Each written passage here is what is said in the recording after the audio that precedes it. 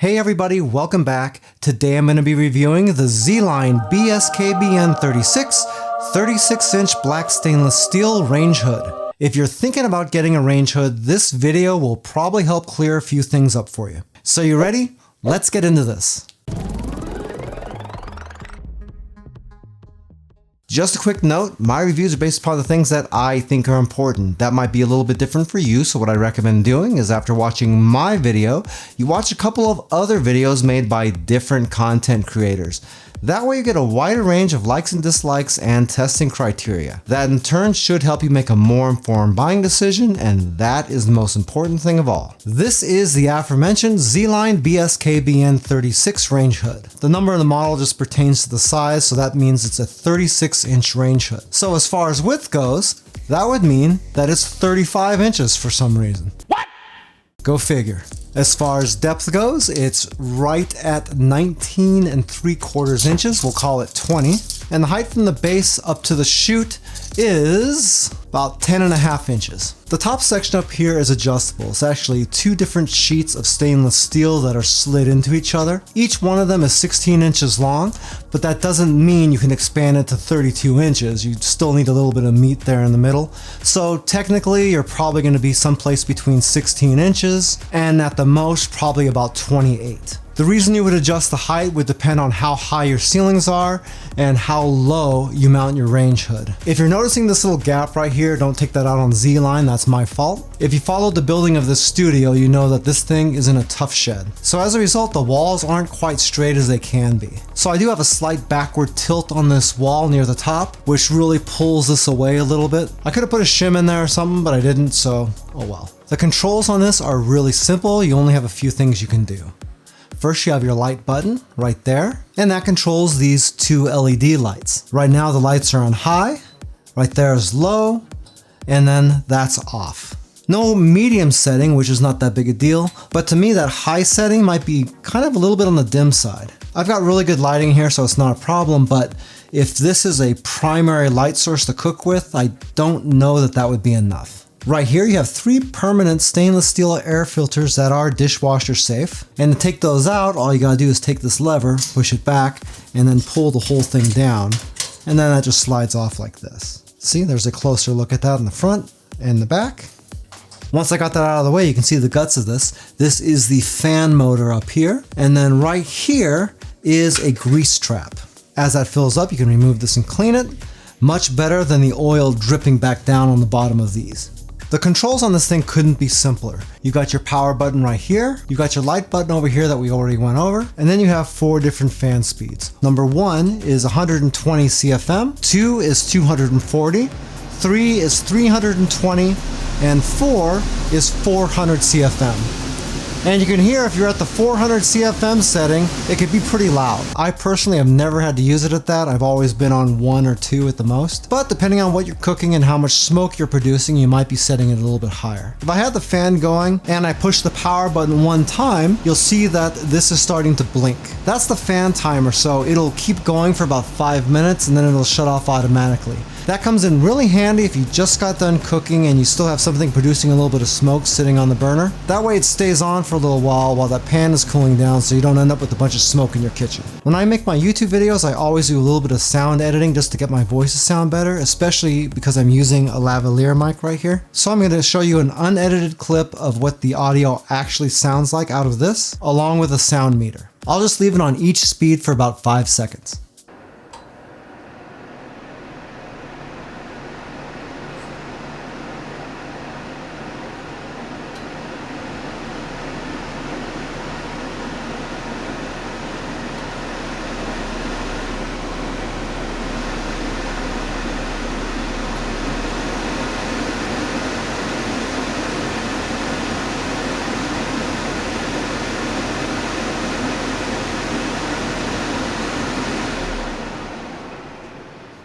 Hey, by the way, if this is your first time here and you want to learn some cool new recipes, get some great cooking tips and tricks and all sorts of other kitchen related things, then start now by subscribing to the channel and clicking the notification bell so you never miss a thing. In order to get the black stainless steel finish that Z-Line uses, they use a technique called PVD. That stands for physical vapor deposition. And in a nutshell, what that is an atom bonded ceramic coating. So what that would mean to you would be that it's got a very good scratch resistant surface, which makes it much harder for the finish to chip or anything like that. In case you didn't notice, black stainless steel isn't naturally black. It's regular stainless steel coated with something else. You might have a little bit of experience with that if you do have any black stainless steel appliances and they got gashed at one time or another. If it gets scratched bad enough, it can go right through that layer and you'd see the bare stainless steel underneath, and it really does look terrible. Are you serious? Hopefully a finish like this will hold up a lot better, but realistically, on a range hood like this, I mean, how often are you going to be scraping anything against it anyway? So unless it got damaged in shipping or something, I really don't foresee it being a big issue. Another good feature about this range hood is that it's convertible. What that means is you have two different installation options. First, you can put in ducts and you can exhaust the air straight out of your house, or you can set the fan motor to recirculation, change these filters up here to charcoal filters, and then you'd essentially have the same kind of filtration that you have on your microwave if you have one that sits over your range. The big difference being is that this would work a heck of a lot better. But if you want my advice, if you're gonna do a range hood, it makes sense to make sure that it can vent out of your house because the performance is so much better that way. I mentioned earlier that the maximum speed on this is 400 CFM. What that means is it can move 400 cubic feet of air per minute. That number when it comes to range hoods could be a little bit confusing because a lot of times people don't know how much CFM they really need. So I'll give you a really easy basic number. All you gotta do is take your range or cooktop and add up your maximum BTU. Let's say for instance that the maximum BTU of all my burners combined was 35,000. You just take that number, divide it by 100, and that would become your target for your CFM. So 35,000 combined maximum divided by 100 is 350.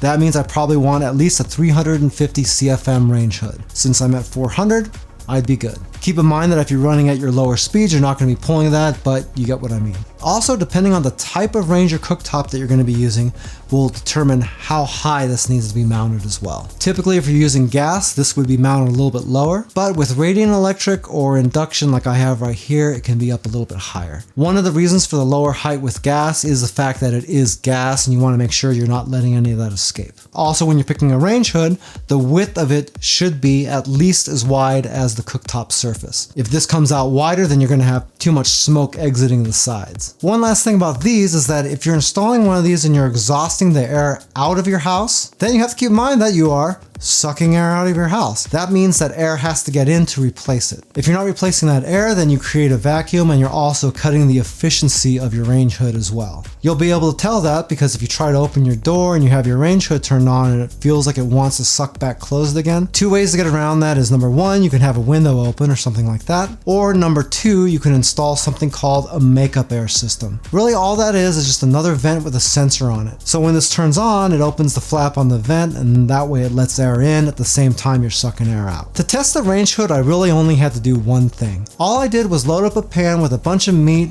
and some oil that has a really low smoke point. Then all I had to do was let the pan sit under this range hood and see how it performed at different fan speeds. All of the fan speeds on this worked really well, but on the lowest speed you can see that if the food is producing a lot of smoke, there's quite a bit of it escaping off the sides. Level 2 is quite a bit better, and honestly that's sort of my go-to speed that I always use myself. To me that's a really good happy medium between noise and performance. Level 3 worked great, and level 4 was fantastic. The only problem with level 4 is that it's so powerful that it actually vibrates my studio a little bit. So I don't know if that's a weird little thing with balancing or something like that with the fan blades, but I can understand it doing that because it really is pulling an awful lot of air. In fact, if you go outside the studio and stand back there by the vent, it kind of feels like the wind is going by you at about 30 miles an hour. There's a ton of different companies that make range hoods in different sizes, shapes, and colors. However, the largest variation seems to be in the price. You can get a cheap range hood for a few $100, or you can end up spending several thousand. In my opinion, Z-Line hits that happy medium where you're not paying an arm and a leg, but you're also getting some pretty darn good performance. Not to mention that they really do use some pretty solid materials. If you'd like a little bit more information about the Z-Line range hood that I reviewed in this video, I do have an Amazon affiliate link to it down in the description. If you buy anything through those links, I do make a small commission, but it doesn't change the price that you pay 1 cent. Hey, Joe's Phenomenal now has channel memberships. For most people, you can see a join button down below the video window that you can click and see what type of perks I'm offering. If you're using an iOS device, you might not be able to see it, and if that's the case, I do have a link down in the description of the video as well. If you like this video, then I bet you might like this video right here, where I reviewed Impava's 36-inch induction cooktop. That pairs really well with the range hood, and together they have a really slick look. Well, that's it for now. I hope to see you back again here really soon, and until that time, I'm Joe, and I hope you have a phenomenal day. Take it easy.